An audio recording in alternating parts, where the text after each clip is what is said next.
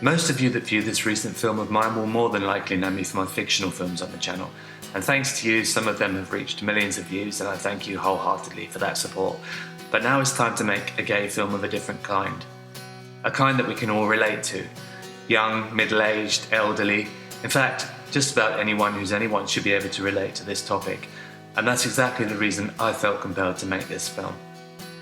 It's a film about our inner fears of growing old gay, or our hopes and dreams of what it will be like when we find our other half, whatever that means to you.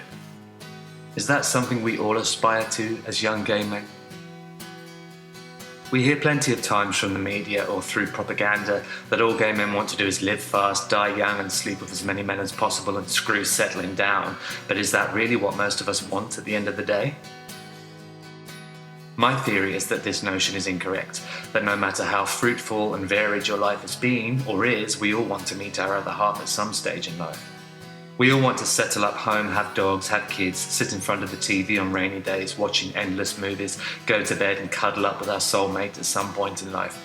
But as well as aspiring to obtain this eventually, I think it's fair to say that this is also the most daunting prospect at the same time. I was very different, I was very different from other people. I sensed that about the age of 5. And the tip-off for me was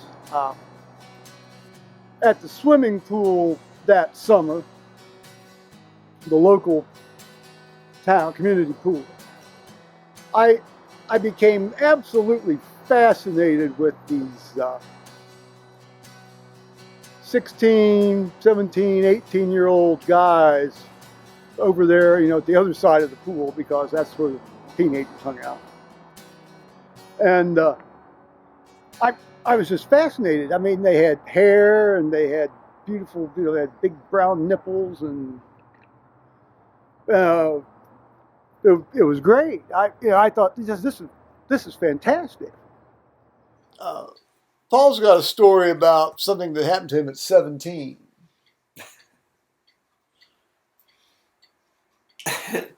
And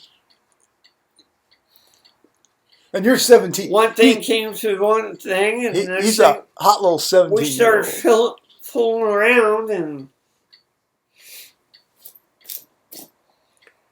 and we wound up in one of the show bedrooms. Oh, wow. I hope you put a towel down. And I got fucked.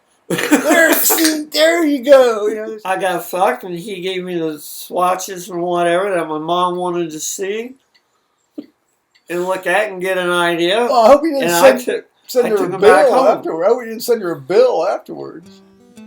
Most of us have had to face a barrage of abuse and dissension throughout our years of growing up different to most boys or men around us. And the same for gay women. And then later down the line, we know that we could possibly have to endure all of that once again when we couple up with someone to try and lead a mainstream conventional life far, far away from our comfort zone. Will we turn into a pair of old cosy slippers doing the shopping together, filling the car with petrol together, walking the dogs together, growing older together in front of judgmental eyes and pointing fingers for the rest of our lives? Ugh, look at those two dirty old men or women together holding hands. That's if we dare to hold hands. We say screw it now. Who cares what people say if we want to be tactile towards each other? But when we're older and just want the quiet life, will living in a goldfish bowl still be appealing? Is this what makes us frightened of growing older as a gay couple? The answer to most would be simple.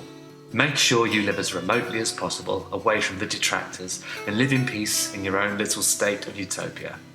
And that's what some do anyway. This is a short and sweet story of a couple who faced the detractors and came out smiling. But it wasn't all without some turbulence.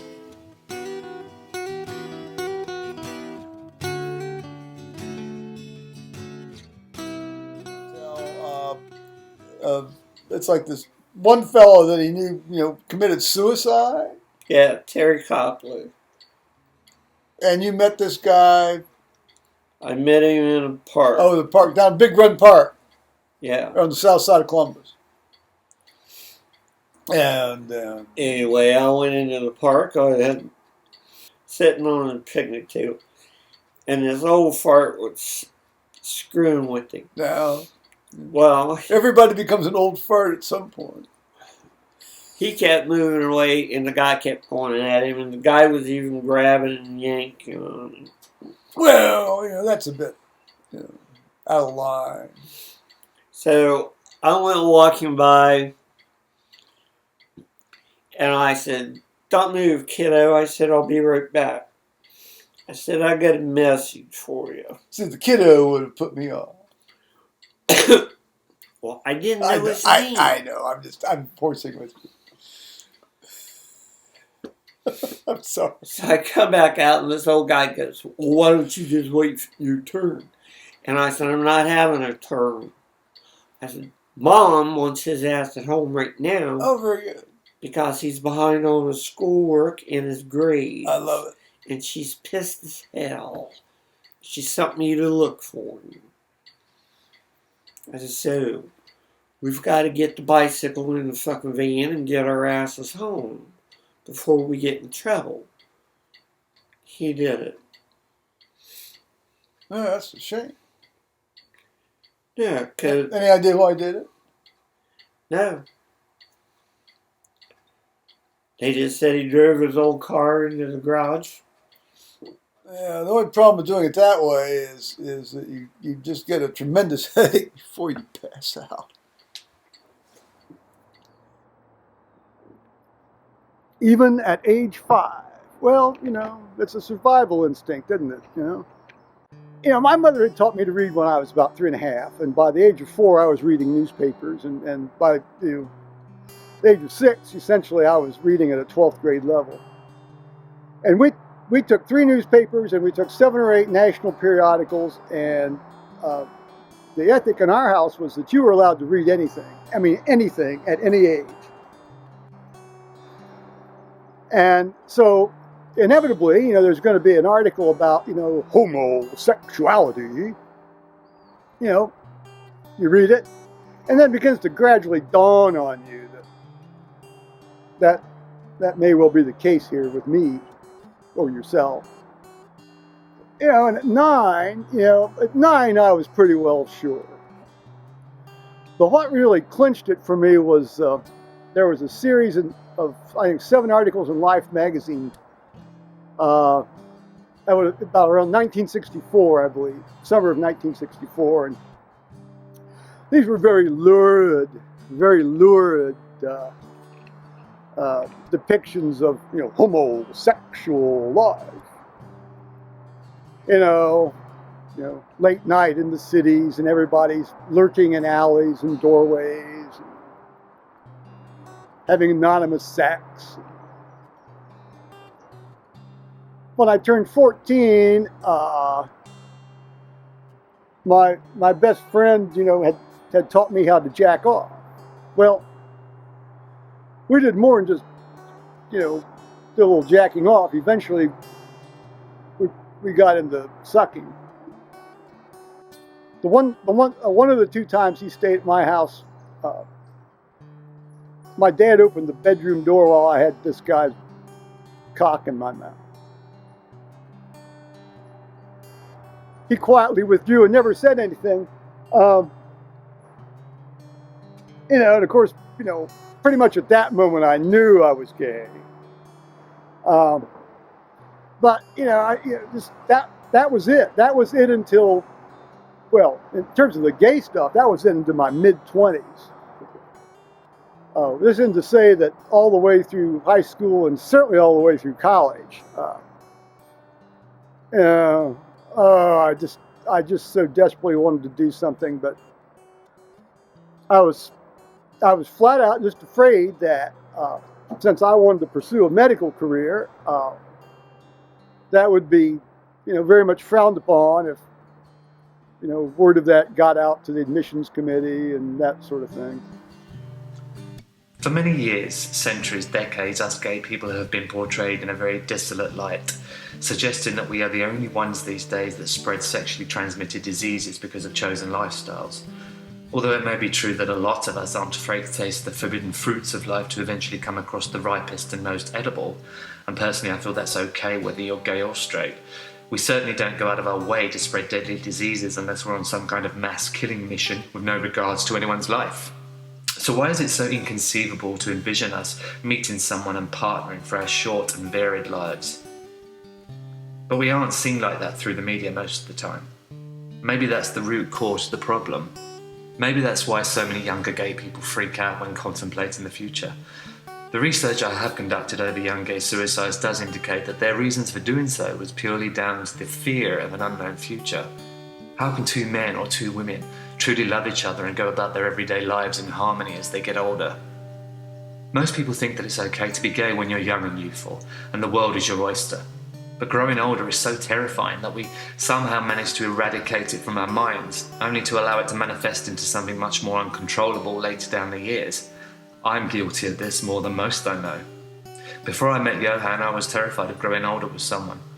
I knew how complex I had become, allowing myself to consume all the negativity about gay people and how the right-wingers and bigots perceived us. I had become engulfed by the terrifying reality that I have to get older with all this still recycling around me. This in turn caused me to obliterate any of my fears by indulging in copious amounts of substances to numb myself from the reality. Even now to this day I have my Botox injections every 5 months, like clockwork, to keep endeavouring to hold back the years. Work out like a madman to keep me supple and lean so that I don't have to watch my body sag and wrinkle. I can at least be in control of that, can't I? I'm not saying that's a bad thing either, but these are the lengths some of us go through to avoid facing the inevitable. But if we're with someone who loves us, warts and all, should we really be going to these lengths? My answer is yes, actually, but the point is it doesn't have to be that frightening growing older with another. That's what a genuine relationship is about, surely. And that applies to anyone, straight or gay. So why else do so many gay people have anxieties over getting older and settling down? Could it be that so many expectations overwhelm us when we're younger that it becomes near impossible to maintain those as mature adults in life? But I mean, did you have the concept of being gay in your head, or? Not really, till about 6th grade. Oh, okay. So about 12, 13. And we 12. started doing stuff. Oh, that's when you started fooling around. Yeah. And how long did that keep going on? All the way through high school. Oh, there you go. there you are. He and Rick. Oh, Rick's somebody I've not heard about. Who's Rick? Oh, he lived in a new neighborhood right next to our neighborhood. They moved in, we met, and we started messing around too. Do you have like a 3-way? No, Oh. So it was like, they didn't know about each other. oh, so you were sort of dividing and conquering. Yeah, sort of like dating two people at one time. There you are.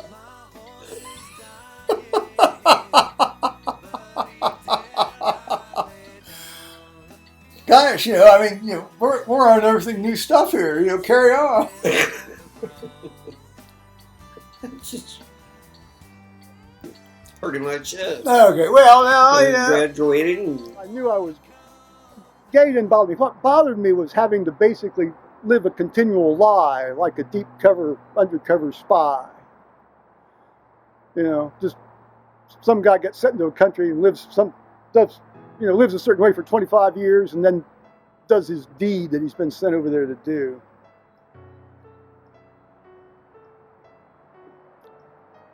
That's it's living a life of constant deceit.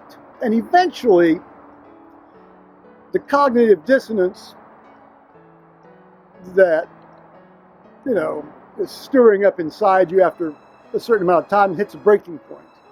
And so that's what essentially forced me to come out. Officially, come out officially at about age 28. But, she and I fucked. And that was my first time. It wasn't her first time, but it was my first time. Whereupon she became pregnant with my now 40-year-old son. And Now, at that time, the state of Ohio required, a child who, born to an unmarried woman, that the father's name could not be entered on the birth certificate. That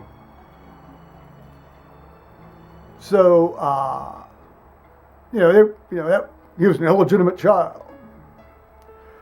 And so we had to go through a legal process called legitimization in order to get my name put on the birth certificate. Thomas got bigger, and I kept saying, well, we really ought to get married. Just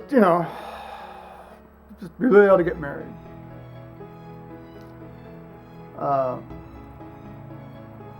And we did. We did in May of 1975. My dad had died in January of 1975, and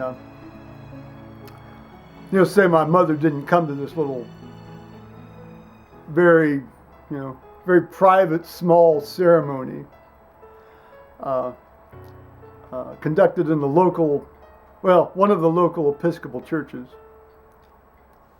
The gay community is a small one in comparison, so is there a strong desire to stay young and attractive for as long as possible because some of us feel that we could potentially be dating for a long time to come? Do we live in a preserved time zone indefinitely with preconceived ideas that it won't last long, so let's make the most of it? Do we perhaps feel that there is no point in spending so much time actively or inadvertently searching for the right one because it may all go horribly wrong years down the line, when it's all too late to start over again and then have to spend so much time trying to make ourselves appealing once more, just to go through it all over and over again? Are gay people really under so much pressure than most to remain youthful and in their prime in case opportunity knocks several times, the grass being greener? Has there been enough role models throughout the years to fuel hope into young gay people? Probably not. We're still not there yet in terms of acceptance throughout the media. Whilst we've got to a point where it's fine to portray gay people as the token character in films or series, we're still not given a glimpse into what goes on behind the scenes. Very rarely do we get to witness the love and affection that happens between gay people. Most certainly not to the extent that straight characters are being portrayed. So is it any wonder that gay people still feel ostracised and truly start to believe that we're only accepted as gimmicks and that it's cool to be gay as long as we don't have to see them kissing, embracing, or even worse, having sex? When most of the world still views us in this way, what fighting chance do young gay people growing up have to understand that it is fine to age as a gay person?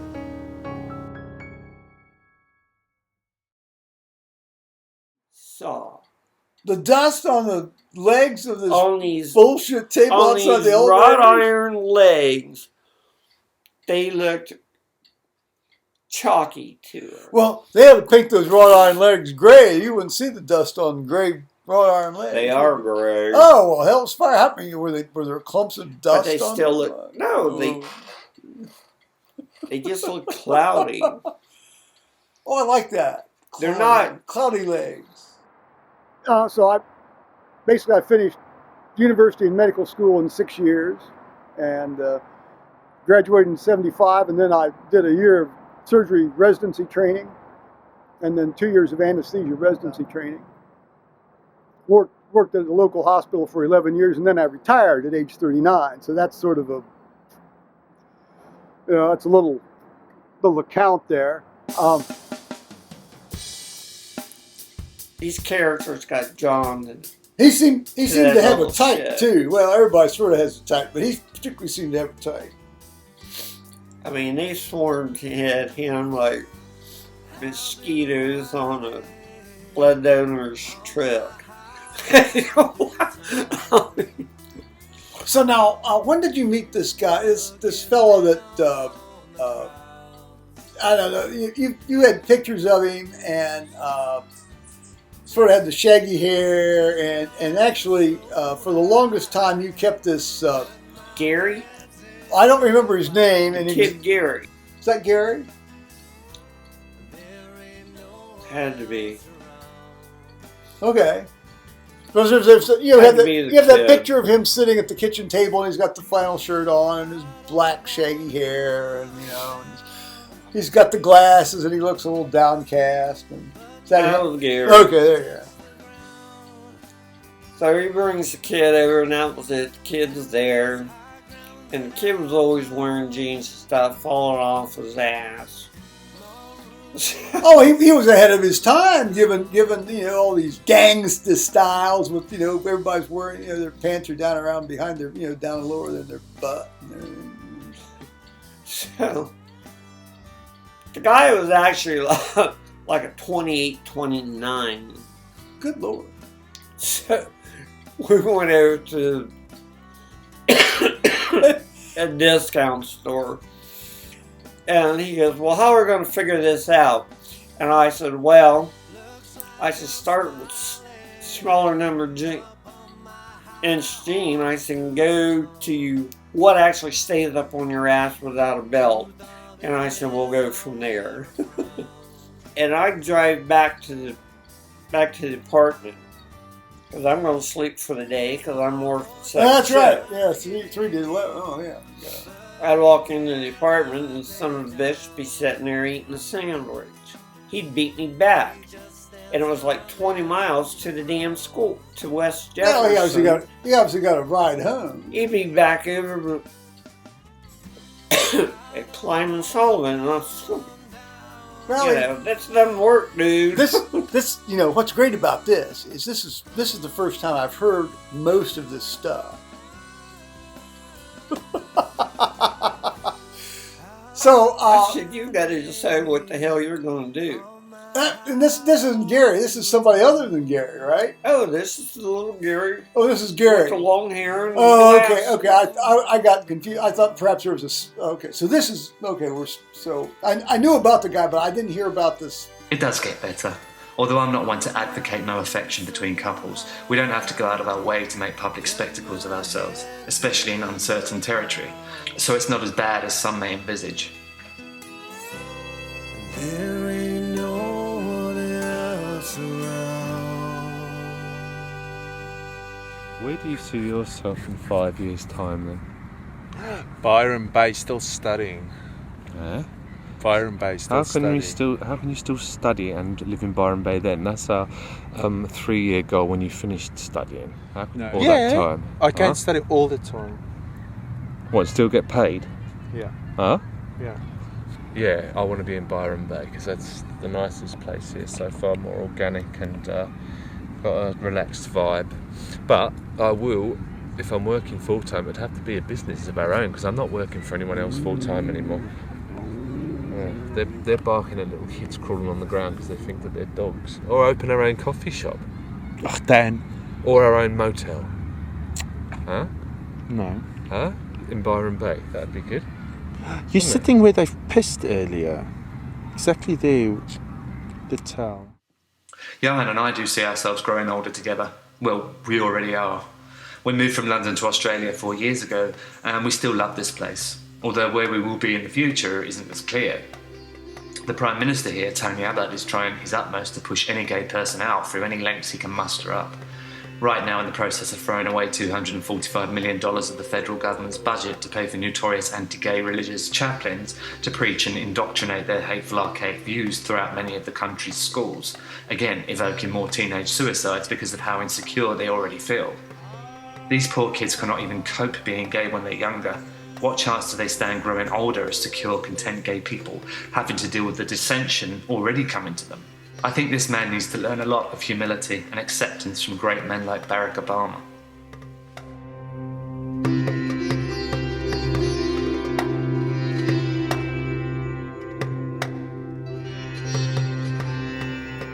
Stuff, huh? Covet not thy neighbor's ass. Why no? I got I'm a notorious type. Tommy brought a beer over, and he said, "This is from the guy over there in the blue plaid shirt." I'm just cheap as hell. And I said, "Okay." And of course, but so you immediately thought you've been being stalked by an undercover cop. That come out of Lou and Kevin. I come out of Lou and Kevin. They said a cop is sending you Yeah, a beer. cops sending you beer. I said, the guy copped me and they said, look at the fucking shoes. Oh yes, the shoes. Yes, the shoes. Always the giveaway, isn't it? Those are cop shoes. He's just an undercover clothes. They were $8 Navy Oxfords, and they would last me about 4 months, and I just buy another pair. So I went over and Now I got to wear boots that go about 10 inches to keep that from happening.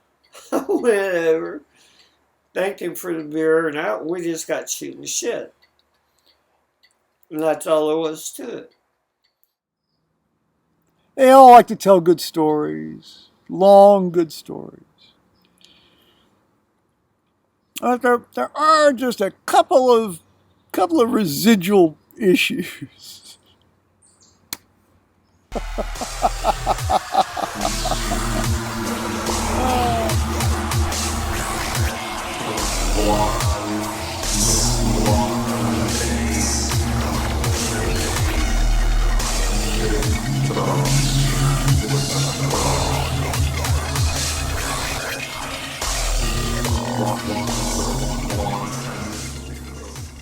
I want to grow old with you. And that doesn't mean I will grow old gracefully, but as long as I grow old with my friend, my lover, my life partner, my civil partner, my husband, my wife, or whatever, who gives a fuck what the rest of the world thinks?